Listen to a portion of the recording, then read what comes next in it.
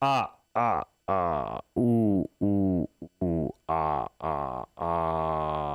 We are here. Halloween. Happy Halloween, everybody out there in the IW world. Thank you so much for tuning in with us today for our super spooky Halloween episode.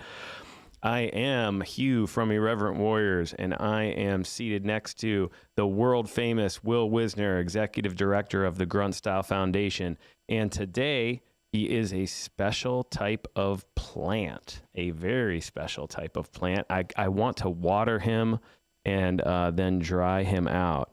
And then maybe make him into a tea. I'm not really sure. Hang him and dry him out.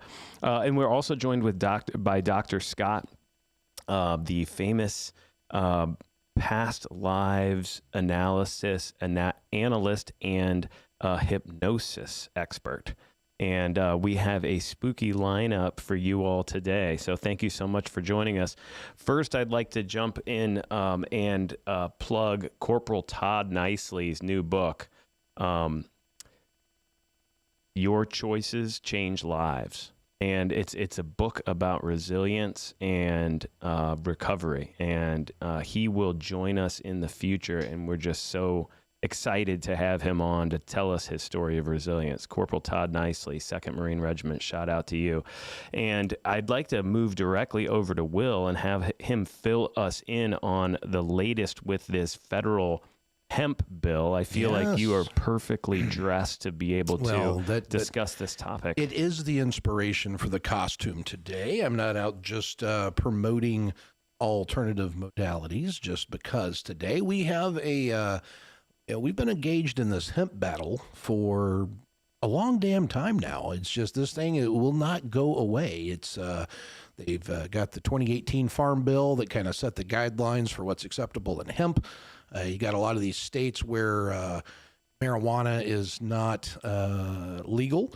And so there's a big industry that has sprung up in a lot of these places and in places where marijuana is legal. Even here in Missouri, there's a lot of hemp stores. And so people are using that for CBD oil, for sleeping, for pain relief, all sorts of different things.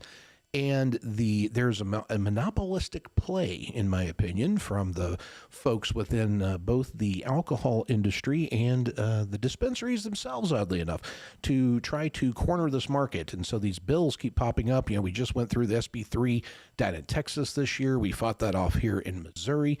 This thing is just popping up everywhere. Ohio, Kentucky, Alabama, just everywhere, trying to get rid of hemp as a product. And what these bills are doing is they are saying hemp will be illegal to be sold anywhere except for at an approved dispensary.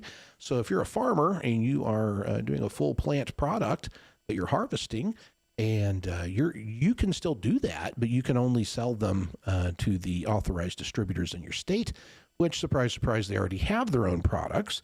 So they are basically looking for the government to make them the only game in town. Yep. And so today I am wearing this costume in protest for a sneaker bill. This thing is no longer in the state level battle. This is now at the federal level. Oh, Mitch McConnell, the turtle himself, and his colleague over in the House side, a guy named Representative Andy Harris.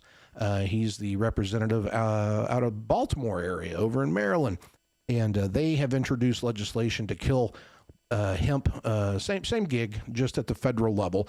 And this one's a sneaker, because if this is not dealt with soon, this is going to sneak in on these funding bills.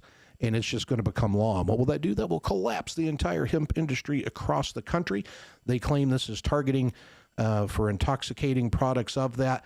But that is misleading. And we are dropping a link down in the comments section for people to go take a look at what is kind of the background there. But I would encourage everybody listening, if this is an issue that you care about, to give old Andy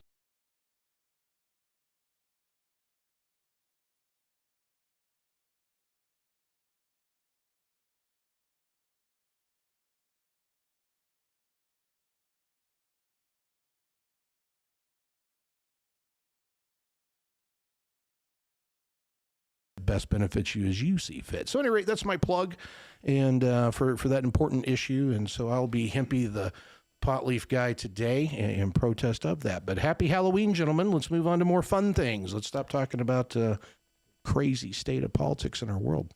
Yeah, no worries, no worries. I think the next agenda item that we wanted to cover was the Irreverent Warriors gun broker auction. Yeah, that's tell us about that. So we Grunt Style LLC is hosting an art show and auction that will benefit the fine folks over at the Warriors Heart as well as Irreverent Warriors, and that's coming up on November the 8th. And if you want to bid on some of this art, and this is all art that has been made by veterans that are in the Warriors Heart Project program, where they are, as part of their therapy, they're expressing themselves through art and the issues that they're dealing with. And man, there are some crazy, phenomenal artwork. I mean, this to me is more than art. This is history. This is a full artistic expression of the folks that are dealing with very serious issues, the kind like what we advocate on. But if you, again, go down into the link, we'll drop that link that takes you over to the Gunbroker site, which is the platform where these pieces of art are up for auction or able to purchase now. And then this all leads into the in-store event down in San Antonio at 900 Broadway, where you can bid and purchase some of this art. And some that will be there aren't even available here on Gunbrokers. So some fantastic pieces. Go over and check that stuff out and be part of history and support two good causes. One for the Warriors Heart and the other for Reverend Warriors. Beautiful, beautiful. I'm loving some of this art that I'm seeing here on the screen. You know, when I was down there in the gallery and I walked through it myself, I think the most, the coolest aspect to this art is that these combat veterans and these different veterans have made this kind of using their experience and their traumas as a catalyst, as a way of transforming their darker emotions into something beautiful on canvas and something beautiful on the wall that tells a really intimate and deep emotional story. 1,000%. When you see it in real life, when you're there appreciating the brushstrokes and seeing how the oil paint is rolling through the canvas, you can kind of pick up on the emotion and energy that was placed into that painting. And it's more than just telling a self-expression piece of art. It's really connecting into that channel of despair that a lot of veterans are dealing with. And so it's an opportunity to really honor that and that journey and that struggle, and take a piece of that to proudly display in your home. It's certain to be a conversation piece wherever this incredible artwork winds up. Yeah, I love to see. I know that for me, a lot of times those deep negative feelings, that despair feeling, can, if I sit with it for a minute, I'm able to kind of channel it into a creative expression. You know, sometimes it gets me writing, sometimes it gets the ideas churning, sometimes it gets me. I need to get out of the house. I need to go out. I need to find stuff and start putting together an art project. You know what I mean? Yeah, creative outlets, man. Because the fact of the matter is thoughts are energy, and energy is a thing. And we can't destroy energy, nor can we create energy. But what we can do is we can transmute energy. So if you have that dense, heavy type of feeling, then creative outlets is a wonderful method to take that kind of negative energy and transmute it into something beautiful. Because energy does not have to leave us the same way that it comes to us. Absolutely, yeah. Using that despair feeling as creative power and fuel, that I've done that before. It takes a lot. There's a lot of inertia you have to overcome in getting off the couch, and going and getting outside, or going and finding, but you can start doing something with your hands and all of a sudden you're lost in it. Oh, 1,000%, man. And Tim Jensen, our boss, he talks a lot about that, be creative and get stuck in it. Now, Tim's superpower is he can just delve into any of these weird art projects and just rock and roll it like he's been doing it for thousands of years. So a little easier said for him than it is for someone that can't draw a stick figure like me. But there's lots of ways to express yourself in that art, and I think it's a wonderful modality that we should encourage everybody to do. Absolutely, absolutely. So thank you very much for everyone that's put that together on gunbroker.com. All right, let's get into some paranormal stories. Let's get into some weird, creepy stuff. Who's ready? Who's with me? Yeah, I'm down, man. And hey, we should take a moment to tell everybody about how they can join us today. Ooh, excellent. Go for it. So David, and our producer over there, is going to be dropping some links along with Svetlana maybe over into the comments section here where people can click and join the podcast. Hopefully you are in costume. And we want you to share your ghost story or other paranormal, weird, spooky Halloween type things that you could share with the crew. And whoever has the best story or best costume, whichever way it goes, we'll send them a prize from the foundation. Yeah, if you're currently in a costume and you want to be on the show, jump in the comments. Or even if you're not in a costume, just chalk it up to being a serial killer and just give us your best story. Awesome. Yeah. We'd love to hear your creepy Halloween stories. And speaking of creepy Halloween stories, we've got Dr. Scott. Dr. Scott's back. The hypnosis expert. Great segue. Yeah, great Yeah, segue. I like the costume, brother. Yes, what are you today? This is something from 1990s, early 90s TV nostalgia, the Mighty Morphin Power Rangers, the Green Power Ranger, Tommy Oliver. So is this a costume that you had just for today, or is this something that's just normally in your wardrobe? I would like to say it's just for today, but it's normally in my wardrobe. Hey, when's the last time you wore that? Integration. Really? Integration. Well, there's a shirt under here that I wore integration. Okay. It's the unmorphed version. Oh, wow. You got the complete package. Yeah, Man. Nice. Complete package. All right, we're looking good, Scott. Why the Green Ranger? Why the Green Ranger? I'm sure, knowing you, there is a reason. You didn't just randomly pick it. No, he was the only character in, a show that was otherwise just good guys versus bad guys all the time, which is great when you're 11.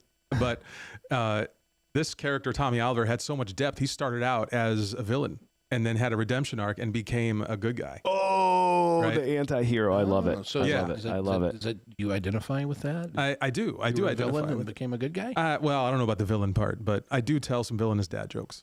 So Oh, what do you got? What do you got for Halloween? Do you have a dad joke for Halloween? I'm gonna have to let it come out organically. Oh, You can't prompt those. No. Dad jokes are something that has to surprise you. That's the value in dad jokes. I get it. Inorganic banana or organic strawberry? Banana. Oh, nice. All right. Well, speaking of paranormal stories, I know you've had some paranormal experiences in your hypnosis sessions, and I can't wait to hear about some of this. Yes. So for those that don't know, I'm Dr. Scott. I am a quantum healing hypnosis technique certified practitioner. So this means that I put people under hypnosis, and they often recall past lives, past existences. And in so going through these experiences with people, paranormal themes sometimes arise, and some of them I thought would be interesting to talk about today. That sounds like something I'm down to get into because I like the weird. I like the unusual. I don't know. What do you think, Hugh? Do you believe in ghosts and paranormal stuff? Do I believe in the unseen? 1,000%. Do I believe in other humans' interpretation of the unseen? That's where it gets really, really, really tricky because I feel like we all have different sensory formulas of how we perceive the unseen and how we interact with it. Mm-hmm. And so what somebody else may perceive as a ghost that's chasing them, I may perceive something that needs a hug, But do I believe in the unseen and that there's another world that may be at a different frequency or a different ethereal space than where we are? 100% I do. Yeah. And so you I'm assuming that you're a believer, Dr. Scott? Yes, absolutely. And you brought up a good point, Hugh, which is some of the themes from these regressions is just about embracing the darkness within and recognizing it and having a space for it. It's so many people like to butt heads with it and think it's something to fight. excise or Yeah. fight. Yeah. It's more like the yin yang. You're supposed to be in balance. Well, what about Agreed. things like exorcisms and where people are demonically possessed and all of that? You see, like the movies where they're puking the pea soup and all that. I mean, you gonna hug that thing, or I mean, how do you deal with that? Do you believe in that? First of all, is that a thing, or is that psychosis? What do you think's going on there? With the classic exorcist story, I do believe there was something paranormal going on there. Mm-hmm. Definitely.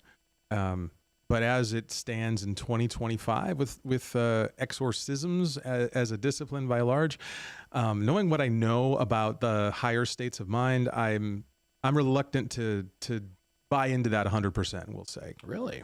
Yeah. Yeah. I would just phrase what's happening differently than perhaps an exorcist would. Yeah. Well, that makes sense because I'm in that boat. I've seen some weird stuff, guys. I'm telling you. Yeah. Oh yeah. No doubt. Things I would probably consider an exorcism. Yeah. Yeah. Yeah. I mean, there's definitely times where people have, essentially, I feel like they've, there may be something maybe ancestral or something that, almost like an addiction or something they've allowed to become something that is, very dark and very, very, very sinister. So you saying like the cliche story where the kids are playing with the Ouija board and the next thing you know they're possessed?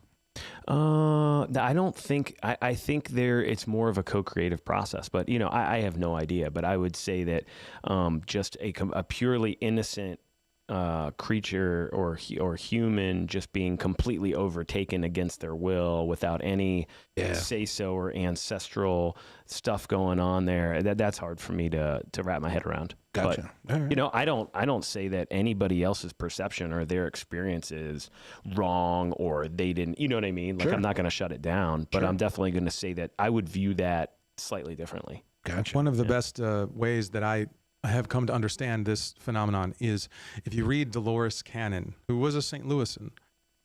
She had hundreds of thousands of hypnosis clients, right? And so when you have that many, She was one of the first, right? She was one of the first. if not the first. But when you have that many clients and you start to see patterns among all of them collectively, you start picking apart themes. One of the themes that manifests very readily is there's this thing called fear. And fear is the dark power. Fear it can become its own thing. Fear, because we are creative beings, especially in higher states of mind, our fear can manifest in certain ways. And some ways might appear like somebody needs an exorcism. Other ways fear might manifest. Somebody might need, mental therapy. Some people might experience depression or anxiety. Fear manifests in 100 different ways. But no matter what the fear thing is, at its root, all of it is just fear. And once the client understands that under hypnosis, they're in the ultimate power position to get rid of it, to release the fear. And so Dolores herself has, on record in her book, she's dealt with Satanists. She's dealt with cult members. She's dealt with murderers and the worst of the worst, right? And all of these things, even so-called stories of human possession or demonic possession, all of these things come down to fear as the root issue. Makes sense to me because, if you think about love, it has to have it has to have a yin yang to love, right? Yes. And if you think about love, I know people say hate is the yin yang of love, but I honestly feel like when someone's really, really, really hating something, at the same time it's kind of like in the love area, whereas on the complete opposite end of love is fear. It's like it's hard to explain, but I don't see hate as being the polar opposite. I see it being more similar than fear. Yeah. Well said. Hate and love are actually probably kind of similar emotionally, on a similar emotional poles, but fear would be the opposite of those poles. You guys want to hear a story about? I want to hear a story, man. Yes. I've been waiting with bated breath. Give me your best one, or whichever one you got instead first. Yeah, just hit me. So a woman came to me, a middle-aged woman, And I ask all my clients ahead of time to bring me a list of 5 to 7 questions that they want to have answered about themselves, their lives, something that's been bothering them, right? Something that all of us, I think, can relate to. You know, if you could have answers about anything right now and have a plain English 1-sentence answer, well, who doesn't have 3 or 4 things at the ready that they would just love to know, right? Sure. So this woman, she brings me this list of questions. And on this list of questions is, was I cursed by witches? Right? And I was like, that's interesting. So I put the questions aside. We always do, because we'll get to them when we get to them. But I kind of kept that in the back of my mind, because I knew going into this that, okay, there's going to be a fear factor here. It's going to be a fear factor. Well, come to find out, when we get this woman under regression, she starts out, she's very lucid, first of all. She's not describing things in a third-person manner. It's not, as if she's observing it from afar. Instantly, it's I this, I that. So she's reliving whatever she's telling me. Mm-hmm. And at first she said, I'm disembodied. I'm floating above a lake. And we spent some time around that environment. And what I found out was, we just got dropped in at the end of the story. We need to rewind. How did she get out of body? Why is she on the spirit side? Normally you drop into a physical human body and you're having experiences. She was already out of body, so the end had already happened. She had already died at that point. But I knew that. She didn't. She's like, I don't understand why I don't have appendages and why I seem to just be floating here. Being the hypnotist, I understood, but I didn't want to let the cat out of the bag just yet. So I rewound the clock. Said, let's rewind to the prior day. And then she was suddenly back in body. She was a young child. She was climbing tree in an orchard. She was picking fruit. She falls off a ladder, and she wasn't hurt, but adults around her were like, oh, this troublemaker kid, oh man, they're just so annoyed with her. She was probably 7. So, wait. They were annoyed at the kid for falling off a ladder? Yeah, and making a ruckus. Oh man, what a grumpy orchard, man. I don't want their right. Angry orchard. Good cider from this. So this kid was kind of annoyed, and so she gets down and she's ready to leave. So she's waiting for her parents, but her parents don't come. And I thought, oh great, I know exactly where this is going. Someone else offers to take her home, right? Now, of course, me as the hypnotist, I got red flags, but the client has the mind of a child at this point. So the mind of a child is like, well, okay, this nice man will take me home. And so she gets in the car with this guy, and, the worst possible things that you can imagine that would happen in a situation like that. I was figuring we were going to go there. But instead, what happened was they went to an old house, and she described this house very vividly. It was an old white house with white trim. It had a fog around the house. Some of the boards were cracked. Part of the house was in ruins. It looked like it hadn't been upkept. And a haunted house. And the driver instructed the young girl to stay there. He would be right back. And I thought, oh, great. This is one chance I have. And I said, okay, let's pause time here. I had her get out of the car and walk around the house, just the perimeter, and describe to me what she saw. And it was almost out of like something you'd hear in Scooby-Doo. It was just as haunted and decrepit and old and devoid of light and with heavy energy as you can imagine. But then the man started to come back out of the house, and so I said, well, you better hurry up and get back to the car. And so she went back to the car. The man proceeds to drive her to a nearby lake, right? But she's not sitting in the passenger seat. She described being confined in a box in the trunk of the car. This guy put her in a box, and so she's pushing on this box, trying to understand why she can't get out. And of course, I can kind of see where the story's going. They get to the lake, and the guy simply takes her out of the box, holds her by the neck, and ends her life right there.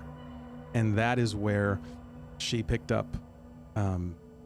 That's the end of the story. That's why she felt like she was out of body at the beginning of this regression, was there at the end when she was out of body. She had been strangled, she passed on, and she was there in spirit form, just hovering above the lake. And she could see her body down there and on the lake floor. And the man just casually walks off, right?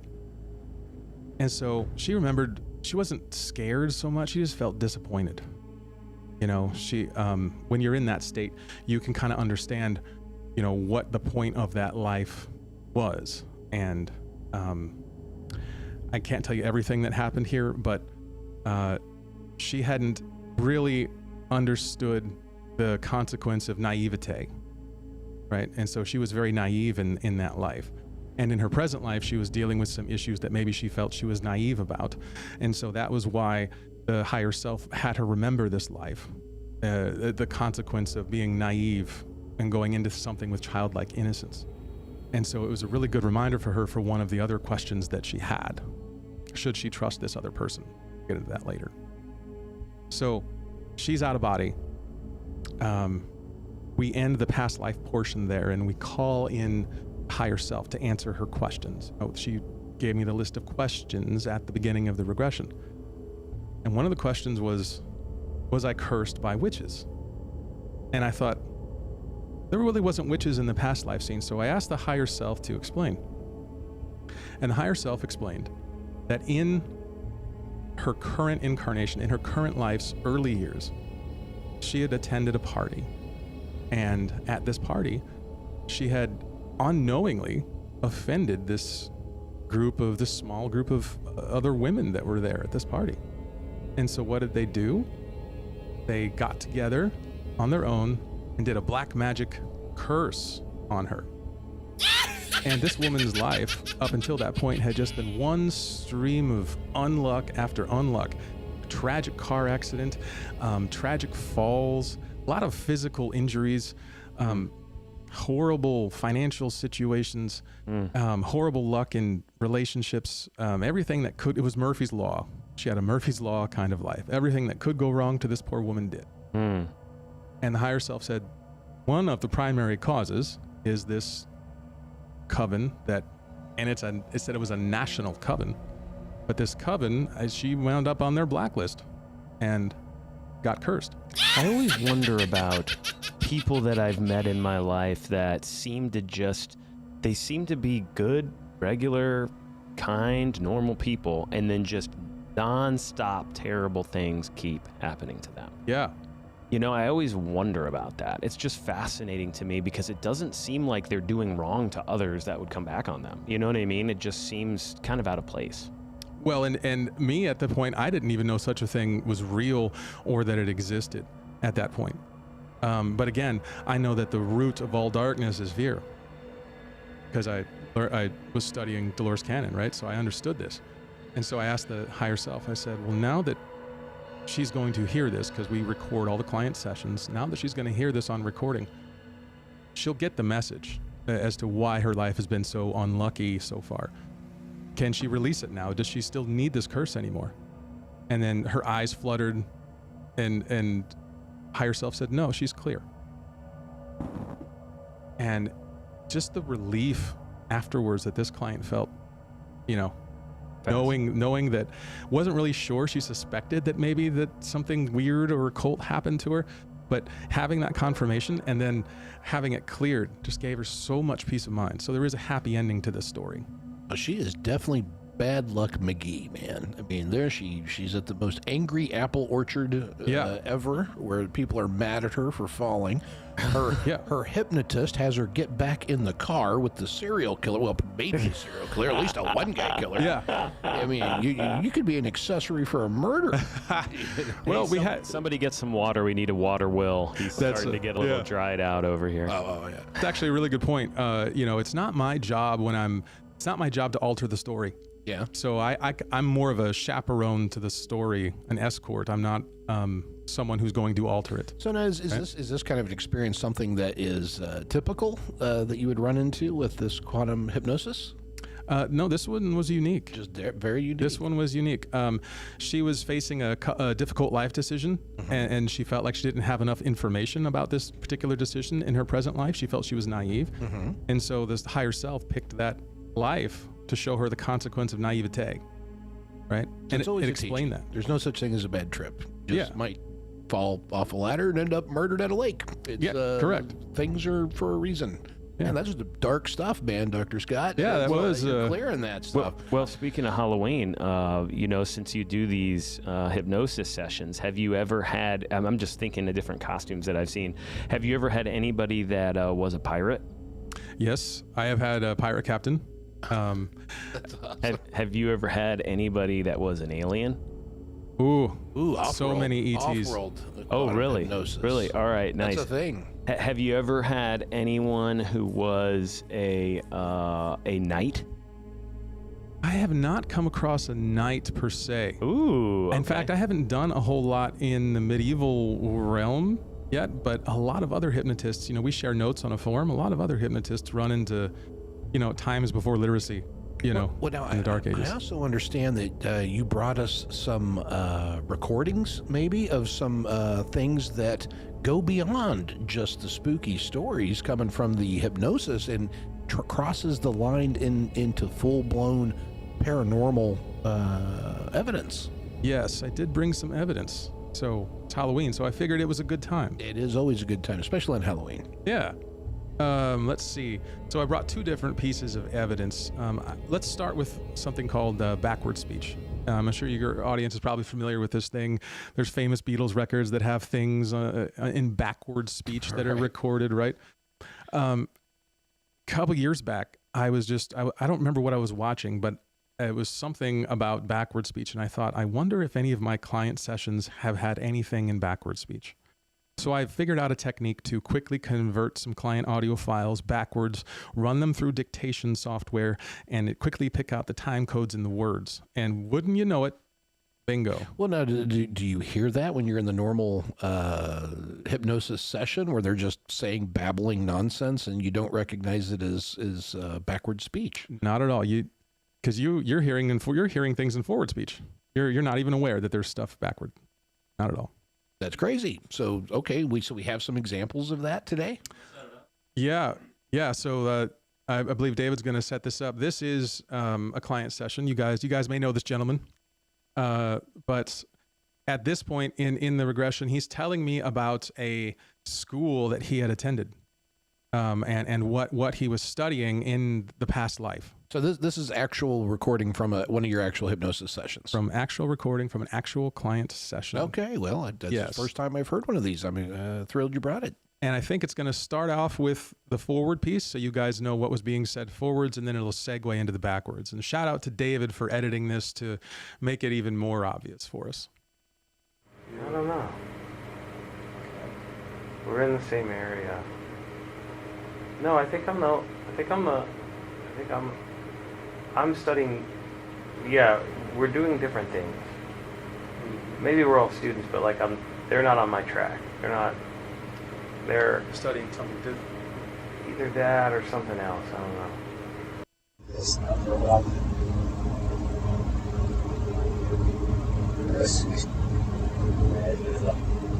Mission. Default mission. The rest of your story, you probably reading is deep. See you soon. Mission. Default mission. Reading is deep. See you soon. Mission. Default mission. Reading is deep. See you soon. That's creepy. Yeah. That is so creepy. Will, what's your take? I heard Paul is dead. That's what I Oh, You heard it here first. you heard it here first. Yeah, that is so crazy. So did you ever follow up with the guy? Like put him back under and say, what ship? What's the mission? Well, actually, the funny thing about this is when you're a QHHT person, you run into ships and missions a lot because, as we know, I say we, without, people in my field, I should say. Your people. Yes. Yeah. As my fellow QHHT practitioners know, there's a lot of instances of so-called ETs, or you might call them aliens, you might call them interdimensional beings. Dolores Cannon called them volunteers, where someone is incarnated as an ET while they're simultaneously living a life here on Earth. So picture like someone in a Matrix-like pod, an ET in a pod, in a stasis tube, and they're hooked up to this tube. And while the ET body is in there, their consciousness is here on Earth living a life. So we're like the Matrix. Fascinating. That's the idea, and that's a very common thing in these regressions, these volunteers, which is a whole other podcast about why these ETs are so-called volunteering and sending their consciousness here to live human lives. Oh yeah, okay. So yeah, let's. Do you have other evidence that you've brought in today? I certainly do. Okay, so we can't just stop on one. So let's set up the next one, and we need to do another revisit here on this.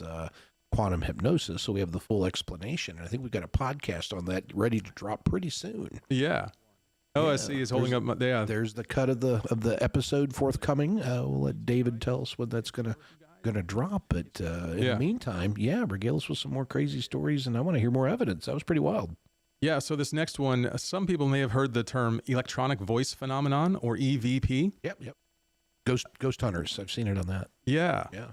I don't normally look for EVPs on my client recordings. In fact, I listened to this client's entire session on recording myself, and it didn't pick it up at first. Now, is this another backwards one, or is this just an EVP? No, this is just a EVP. So it means there's a voice that wasn't the client's and it wasn't mine. Right. That it was caught on the recording. Whoa. Yeah. No way. Right. And I can tell you, because I was there, the entire building was empty except for the client and myself. There was no one else there. The rest of the building was closed. And there wasn't anything playing music or any speaker that was playing. Definitely not. And we were in a room smaller than this, so there wasn't really room for much more people, right? And we were just having a QHHT session, and then the client wrote me like a week later and said, "Hey, check time code, yada, yada, yada. What do you hear?" And I thought, okay. So I loaded up and I check it, and my jaw dropped. I was thinking, whoa, what was that? And so there's a third voice that's picked up by the recording? Mm-hmm. A third voice that nobody heard at that time. That is correct. No one heard this voice at that time. Not even a little bit. And David over here, he was kind enough to isolate the particular EVP and enhanced it so you guys could hear it. He is an audio engineer, so that makes sense. And I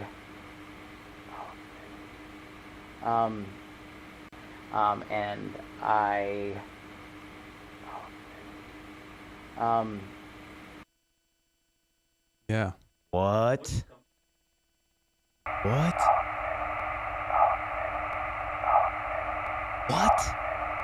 Yeah. Dude, my hairs are standing up on my arms now. So what do you think that is? If you've got an EVP, it's a third person in the room. It's not directly related to the client. What is that? So again, Dolores Cannon helps me here on this. Oftentimes, clients bring, I don't want to call it baggage, but we understand human consciousness is so much more often than what is just embodied in the flesh. And when you read Dolores Cannon, you understand you're not really, you're hypnotizing the present life client there presently in the room. But what you're really doing is you're addressing that client multiple lives, multiple time periods. And so my humble opinion is that the help me was the client's other disembodied spirit, the other disembodied self, an aspect of one of its other lives. That's my understanding. So it's not an outside spirit that's just showing up randomly, happened to be in the room? I don't think so. It's coming, so it is connected to the client you're working with. Yes, and that's my opinion. Ghost hunters might disagree, but this was not a building that was haunted. It wasn't at a, you know. Don't you work in a newer kind of construction building? Yeah. It wasn't any, it wasn't on top of a burial ground or anything like that. That we know of, but That we know of. St. Was Louis. it St. Louis was Cahokia, man. This was a metropolis back in the day. This was the Rome of North America. Yeah. And all the mounds and all the Native Americans would all come here from across North America to worship the sun god and to do different sun god related ceremonies. And St. Louis had a massive, they said 300,000. It was big. Cahokia in the 13th century was larger than what London was at the same period of time. Right, exactly. And now they're thinking that Cahokia was actually a Mayan capital for this. For this I've heard that. north. Yeah, Yes, that would make sense because they built those kind of pyramidal structures and did all those sun god ceremonies, and then all the tributaries from the the Missouri basically goes almost all the way to the Pacific on the west side. And then the Ohio rivers and the Illinois and the rivers that feed over from the east that come into the Mississippi, everybody could come here via canoe. That's right. So this was like the Rome where folks would come and trade and do their religious pilgrimages. It was as big as 50 miles around. Yeah, right, from right. Cahokia. That's how big of an area. And when they built St. Louis, they just took steam engines and leveled the thing so that we could build. I mean, there's so much archaeological things of value there that have just been destroyed. The only one Under left our that I'm feet. Yeah, it's under your feet. The Sugarloaf Mound down in South City. Yeah, the last remaining mound from Cahokia. What a tragedy, man. And then we've got. Have you been out to Cahokia mounds? Oh, a bunch of times. Yeah, I used to. Absolutely. My undergrad degree is in anthropology, so when I was going through that, I used to give tours out at Cahokia Whoa. Mounds. Yeah, so I know a lot about that space. There's a damn highway running right in front of Monk's Mound, like literally feet in front. You're right. Yeah. That is garbage. This is a world historical site, People throw trash out the window of their cars. That area of Illinois right there. That's not real classy. They just dump kind of trash. thing anyway. Now, so anyway, I guess we're disagreeing with you that you don't know what's underneath that building. But anyway, sorry to detract from the conversation. This particular client in their past life, they were described being in a dungeon, confined, and feeling helpless. Right. And you can probably imagine that the client would, at one point wish someone would come help him. Yeah. Right. Yeah. Even though he didn't verbally say that from his physical body during our session, something was caught clearly on tape. That was pretty clear. Okay, so we're coming up on towards the top of the hour. Do we have any more recordings of more evidence? That's the only recordings I brought today. Those are the ones. Well, we need to do this again, gentlemen. I think this is a lot of fun. I always love talking to Dr. Scott because he is hands down got his fingertips in some of the weirdest, most interesting things that comes my way. I don't know. Absolutely. About you. Absolutely. Yeah. Dude. Well, yeah. One of my favorite people to hang out with, for sure. Absolutely. You know what we should do? What? We should. You can rent the Limp Mansion. Oh man. And there's nobody. They just let you run loose in that sucker overnight, just on your own. And I think you can get. There's room for about 8 people or something like that. And that's for sure haunted. Oh, for sure haunted. If you believe the hype around it, we should do an overnight. Maybe rent it 2 or 3 nights. And maybe we'll do that as a fundraiser for the foundation and IW. Only if you agree to be put under hypnosis. Yeah, man, I'll totally do that. All right. I'm scared.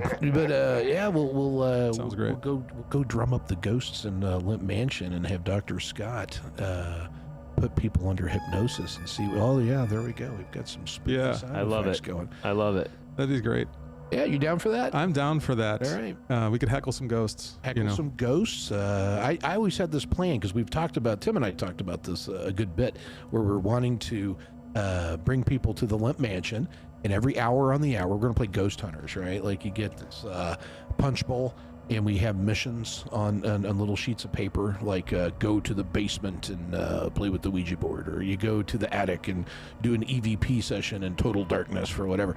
And then at the end of the hour, you come back to the dining room and everybody kind of shares what their experience was for the hour, and then you go again and you change with a new mission. And then at some point in the night, and I won't say whose idea this was, but I thought it was funny, we will have one of the missions where everybody has to take a brownie Eat the, Oh, man. Eat the brownie. And, one of the brownies might be a special brownie for that mission. And then, surprise, they're all special brownies. Well, Well, now you told us the gig. Well, it's not going to, I mean, would that dissuade you? Not necessarily. Well, there you go. So necessarily. it's a date. well, speaking of ghosts and haunted places, tonight is the St. Louis IW Halloween party, That's right. and it is going to be at Four Brothers. Yeah, At Four the meadery Brothers. guys, the Viking dudes down in Festus. Yes. Yeah, man. Yes. So please join us at Four Brothers for the Irreverent Warriors Creepy Halloween Party. It's going to be a lot of fun. We will definitely see you there. What else is coming up in the IW world? Well, we've got tomorrow is the Rhode Island Silkies hike. So for anybody that is on the East Coast looking for a really good Silkies hike, Rhode Island is going to be off and jumping tomorrow. We also have this month our Veterans Day virtual 5K for Irreverent Warriors, and anybody can sign up. Feel free to sign up your families, any of your friends that enjoy to either walk or run a 5K on Veterans Day, or actually you can pick any day that you want to run it. It's up to you, and just help us do a little bit of fundraising for a great cause, preventing veteran suicide. And then next weekend, we've got the Huntington Beach hike. So going from the East Coast to the West Coast in California is a wonderful time if you're on the West Coast. It's a wonderful time of year to get out in Huntington Beach and see that town and interact with it and get around a bunch of other veterans looking to have fun and make friends. So please join us at either of those upcoming events. And Lots going on as always, lots going man. on as always. Yes. It's an awesome time. Well, Dr. Scott, brother, thank you so much for coming out again today. I love being here. It's always fun to have you come and inject some of the just really cool, strange things that you're lucky enough to have as part of your life. And we appreciate being led into those little corners. World, because that's interesting stuff, man. It's a lot of fun. It's fascinating. It's Thank you. fascinating for sure. Yeah, thanks everybody, and thanks for joining us. Have a safe evening. Be very safe. I know that be very careful in allowing your children to run across roads, because masks can impede eyesight. So make sure that they can see out of their mask, and that you keep them close by, and stay safe, and have a wonderful evening and a wonderful weekend, folks. Thank you so much for joining us. Absolutely. Stay waxy, stay scary, everybody.